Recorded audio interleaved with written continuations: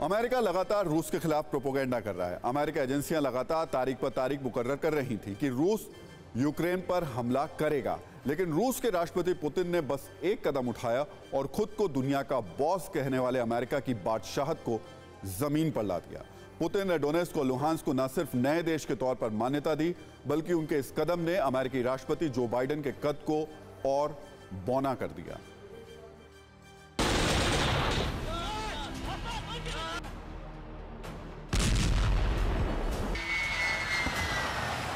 आधी रात को प्रेसिडेंट पुतिन के एक ऐलान के बाद दुनिया में खलबली मची।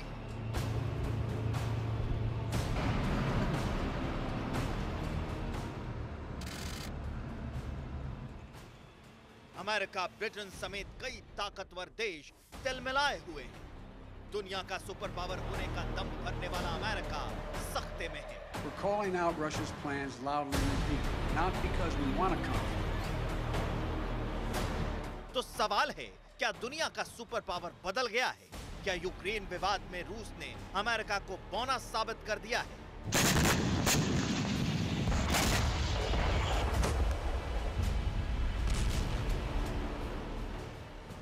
क्या रूस ने यह जता दिया है कि अब वो और सिर्फ वो ही दुनिया का नया सुपर पावर है?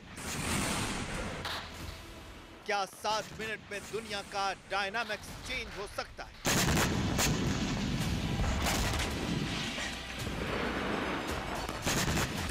ऐसे और भी कई सवाल हैं जो लुहांस्क और डोनेत्स्क को रूस की मान्यता मिलने के बाद हर किसी के मन में उठ रहे हैं।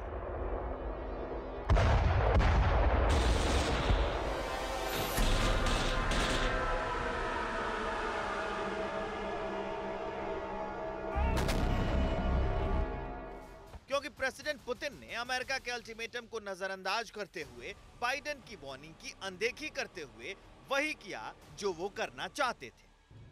सिर्फ इतना ही नहीं, लुहांस्क और डोनेत्स्क को मान्यता देने के बाद अब रूस के तेवर और भी तल्ख है।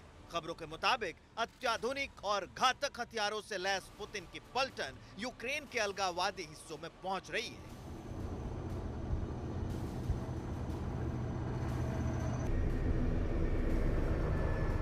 डोनबास रीजन में रूसी सेना की तैनाती शुरू हो चुकी है। डोनेत्स्क, लुहांस्क में भी कई जगह रूसी सेना की एंट्री हो चुकी है। यूक्रेन से तनाव और सेना की तैनाती के बीच रूस के राष्ट्रपति पुतिन ने यूक्रेन को लास्ट वार्निंग दी है। पुतिन ने कहा है, यूक्रेन तुरंत पूर्वी यूक्रेन से अपनी सेना हटाए। सेना नहीं हटाने पर होने वाले रक्तपात के लिए यूक्रेन जिम्मेदार होगा। डोनेत्स्क और लुहांस्क अब स्वतंत्र देश हैं। रूस की तमाम चुनौतियों और चेतावनी के बावजूद यूक्रेन झुकने को तैयार नहीं है। यूक्रेन की सेना पर लगातार एलपीआर ने फायरिंग के आरोप लगाए। यूक्रेन सेना की फायरिंग में लुहांस्क में गैस पाइपलाइन के डैमेज होने की खबर है। बढ़ते तनाव के बीच कभी भी रूस और यूक्रेन में भीषण जंग छिड़ सकती है। पूरी दुनिया के सामने अमेरिका को अपनी पावर दिखाने के बाद पुतिन फुल एक्शन मोड में है।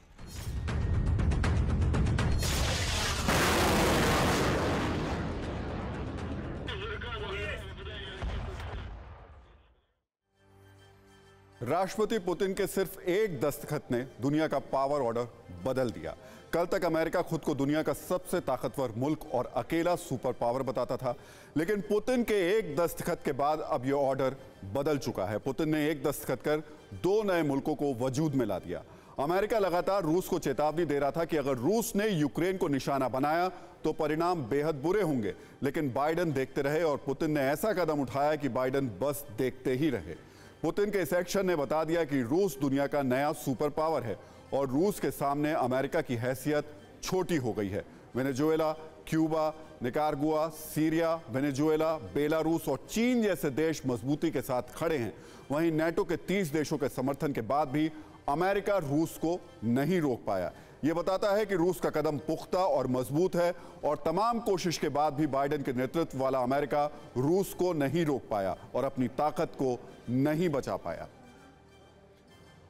डोनेत्स्क और लुहांस्क को स्वतंत्र देश के तौर पर मान्यता देकर पुतिन ने बाइडेन के सामने जो चुनौती पेश की है, उससे निपटने के लिए बाइडेन को बहुत परेशानी होगी। ऐसा इसलिए है क्योंकि बाइडेन खुद इस वक्त कई परेशानियों में घिरे हुए हैं। आपको बता दें कि अमेरिका में इस वक्त महंगाई दर आसमान पर है। अमेरिका में महंगाई दर 7.5% है, जो पिछले 40 साल में सबसे ज्यादा है। इससे अमेरिका में आम लोग बहुत परेशान हैं। अमेरिका में आने वाले वक्त में ब्याज दर बढ़ेगी, ये भी तय है। ऐसे में महंगाई और बढ़ेगी, यानी घरेलू मोर्चे पर बाइडेन की परेशानी आने वाले वक्त में कम नहीं होने वाली है। अफगानिस्तान से अमेरिका जिस अंदाज में बाहर निकला, उसे लेकर अब तक बाइडेन पर सवाल उठ रहे हैं। अफगानिस्तान की हार ने अमेरिका के सुपर पावर होने के दावे को जमीन पर ला दिया। यूक्रेन को लेकर रूस ने जो रवैया अपनाया, उससे 6 महीने में दूसरी बार इंटरनेशनल लेवल पर अमेरिका को झटका लगा है। रूस के आक्रामक रुख का अमेरिका कोई जवाब नहीं दे पा रहा है। इसलिए दुनिया के कई मुल्क अब पूरी तरह से रूस के साथ खड़े दिखाई दे रहे हैं। पिछले साल अमेरिका खुद को दुनिया का एकमात्र सुपर पावर समझता था और कहता भी था, लेकिन पहले अफगानिस्तान की हार और अब पुतिन के वार से अमेरिका का सुपर पावर वाला गुरूर जमीन पर आ गया है। इतना ही नहीं, बतौर राष्ट्रपति जो बाइडेन की लोकप्रियता अमेरिका में गिर रही है और दुनिया में अमेरिका की ताकत घट रही है। हालांकि इसमें एक पहलू यह भी है कि अमेरिका जैसे लोकतांत्रिक देशों में नेता आम लोगों की जवाबदेही उनकी होती है, इसलिए वहां फैसले लेने आसान नहीं होते हैं। वहीं रूस में लोकतंत्र उतना मजबूत नहीं है, इसलिए वहां लोगों की नाराजगी को दरकिनार कर भी पुतिन यूक्रेन पर हमले का मजबूत फैसला कर सकते हैं। रूस की तरफ से डोनेत्स्क और लुहांस्क को मान्यता देने के साथ ही आक्रामकता और जंग के अगले दौर की शुरुआत हो गई। ऐसा इसलिए कहा जा रहा है क्योंकि यूक्रेन अब भी यही कह रहा है कि डोनेत्स्क और लुहांस्क अब भी यूक्रेन का हिस्सा हैं। वहीं डोनेत्स्क और लुहांस्क ने रूस के साथ रक्षा समझौता कर लिया है। समझौते के बाद रूस की आर्मी डोनेत्स्क और लुहांस्क में शांति रक्षक के तौर पर तैनात होगी। सवाल ये कि क्या रूस और यूक्रेन की सेना के बीच डोनेत्स्क और लुहांस्क में जंग होगी? कुछ सवाल इससे भी बड़े हैं। इन सवालों को जानने के लिए पहले हम यूक्रेन, रूस, डोनेत्स्क और लुहांस्क का नक्शा हमें देखना होगा और फिर उसे समझना होगा। विवाद की पूरी कहानी इस नक्शे में दर्ज है। इस नक्शे में आप डोनेत्स्क और लुहांस्क का पूरा इलाका देख रहे हैं। रूस ने इस पूरे इलाके को स्वतंत्र देश के तौर पर मान्यता दी है, लेकिन इस नक्शे को आप गौर से देखेंगे तो डोनेत्स्क और लुहांस्क का पूरा इलाका 2 हिस्सों में दिख रहा है। डोनेत्स्क और लुहांस्क के सिर्फ एक हिस्से पर यूक्रेन के बागियों का कब्जा था, यानी बेशक डोनेत्स्क और लुहांस्क रूस के मुताबिक स्वतंत्र देश हैं, लेकिन इसका सिर्फ एक इलाका ही रूस के प्रभाव में और स्वतंत्र है। बाकी का इलाका अब भी यूक्रेन के कब्जे में है। अब सवाल यह कि क्या रूस इस पूरे इलाके को यूक्रेन के कब्जे से मुक्त कराने की कोशिश करेगा? अगर ऐसा हुआ तो तय है कि यूक्रेन और रूस के बीच सीधी जंग होगी, और अगर ये जंग होती है तो जाहिर है इस जंग का अंजाम बहुत बुरा होगा। लुहांस्क और डोनेत्स्क के बागी पूरे इलाके पर कब्जा करने का ऐलान कर रहे हैं। वहीं यूक्रेन की सरकार कह रही है कि अब भी पूरा डोनेत्स्क लुहांस्क उसका है और वो इसे हासिल करके रहेंगे। मतलब जंग तय है। सवाल सिर्फ इतना नहीं है कि क्या रूस और लुहांस्क और डोनेत्स्क के पूरे इलाके को स्वतंत्र कराने का इरादा रखता है। रूस के राष्ट्रपति पुतिन के रुख और राष्ट्र के नाम उनके संबोधन को देखते हुए विवाद और आगे बढ़ता दिख रहा है। हालात गंभीर दिख रहे हैं और इसकी वजह पुतिन का रुख है। सवाल उठ रहे हैं कि अब आगे क्या होगा। पहला बड़ा सवाल यही है कि अब पुतिन लुहांस्क और डोनेत्स्क से आगे बढ़कर पूरे यूक्रेन को कब्जे में लेने की कोशिश करेंगे। ऐसा इसलिए कहा जा रहा है क्योंकि पुतिन यूक्रेन के मौजूदा राष्ट्रपति जेलेंस्की से बेहद नाराज हैं। पुतिन ने जेलेंस्की पर मिन्स्क समझौते को तोड़ने का आरोप लगाया है। ऐसे में सवाल यही कि क्या आगे बढ़कर रूस यूक्रेन में तख्ता पलट करेगा। सवाल यह कि अगर रूस ऐसा करेगा तो क्या होगा। दूसरा सवाल यह कि अगर रूस यूक्रेन को कब्जे में लेने की कोशिश करता है तो क्या होगा। इतना तो तय है कि यूक्रेन की फौज रूस का मुकाबला करने में सक्षम नहीं है। ऐसे में या तो राष्ट्रपति जेलेंस्की को देश छोड़कर भागना होगा, या अगर वो रूस का मुकाबला करने का ऐलान करते हैं तो जाहिर है भारी खून खराबा होगा। सैनिकों के साथ ही भारी तादाद में आम लोगों का खून भी बहेगा। तीसरा, अगर रूस और यूक्रेन में जंग हुई तो लाखों की तादाद में आम नागरिक अपना घर छोड़ने को मजबूर होंगे। ऐसे में पूरे यूरोप को नए मानवीय संकट का सामना करना पड़ेगा। यह नया संकट यूरोप को बहुत भारी पड़ेगा। इस संकट की जद में रूस भी आएगा।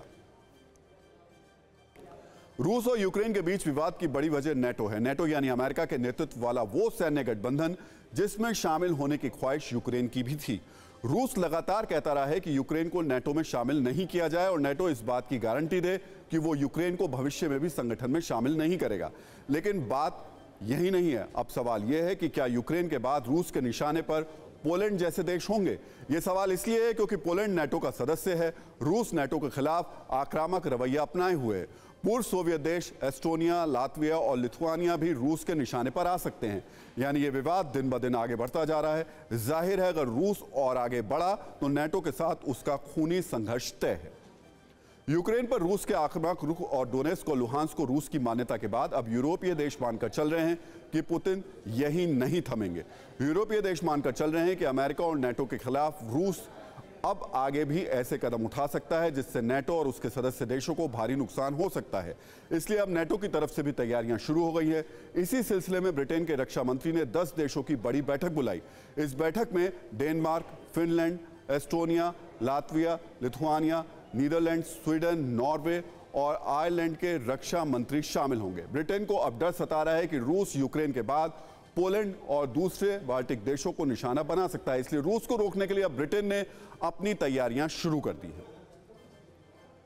यह पहली बार नहीं है जब रूस ने पूर्व सोवियत यूनियन में शामिल किसी देश के किसी हिस्से को अलग देश के तौर पर मान्यता दी है। रूस में इससे पहले भी ऐसा किया है। आपके लिए यह जानना भी जरूरी है कि 2008 में रूस और जॉर्जिया के बीच छोटा युद्ध हुआ था।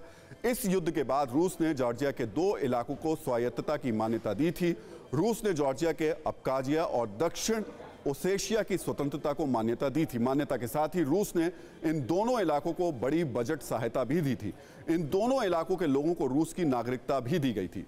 रूस ने अब्खाजिया और दक्षिण ओसेशिया में अपने सैनिक भी तैनात किए थे। 2014 में रूस यूक्रेन से क्रीमिया को छीन चुका है।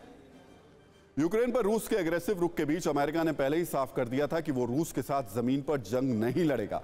अमेरिका यूक्रेन के साथ खड़ा तो रहना चाहता है लेकिन रूस से लड़ना नहीं चाहता है। इसलिए सवाल यह कि आखिर अमेरिका अपनी सत्ता दिखाने के लिए रूस के खिलाफ क्या कदम उठाएगा।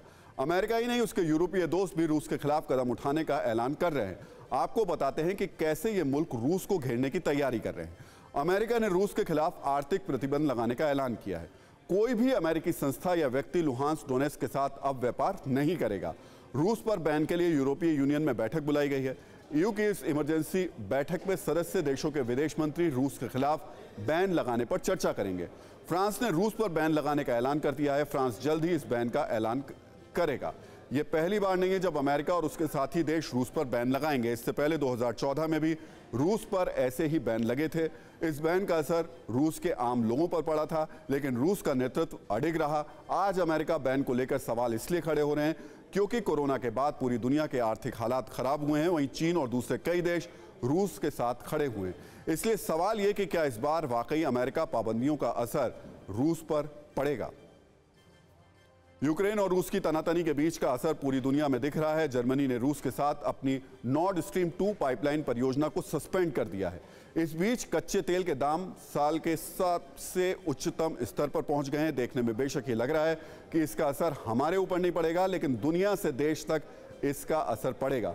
हम आपको बता देते हैं कैसे शेयर बाजार में लगातार गिरावट हो रही है। नतीजा ये कि आम निवेशकों को रोज नुकसान उठाना पड़ रहा है। गैस के दाम लगातार बढ़ रहे हैं। ऐसा इसलिए क्योंकि दुनिया को 40% गैस रूस सप्लाई करता है। गैस के दाम बढ़ने से महंगाई बढ़ेगी। कच्चे तेल के दाम रोज नया रिकॉर्ड बना रहे हैं। रूस दुनिया को 25% कच्चा तेल सप्लाई करता है। कच्चे तेल के दाम बढ़ने से भी महंगाई बढ़ेगी। इस संकट का असर खाद्यान्न पर भी पड़ेगा क्योंकि मध्य एशिया के देश इस विवाद के केंद्र में हैं। इन देशों में गेहूं का उत्पादन होता है, इसलिए खाद्यान्न के दाम बढ़ने तय हैं। यानी अभी औपचारिक तौर पर जंग की शुरुआत नहीं हुई है, गोली नहीं चली है, लेकिन जंग शुरू होने की आशंका के बीच ही महंगाई की मार ने आम आदमी को रुलाना शुरू कर दिया है। अगर वाकई जंग हुई तो इसका असर हर तरफ बुरा ही बुरा होगा। इसलिए प्रधानमंत्री मोदी ने कहा कि समस्या का समाधान जरूर होना चाहिए।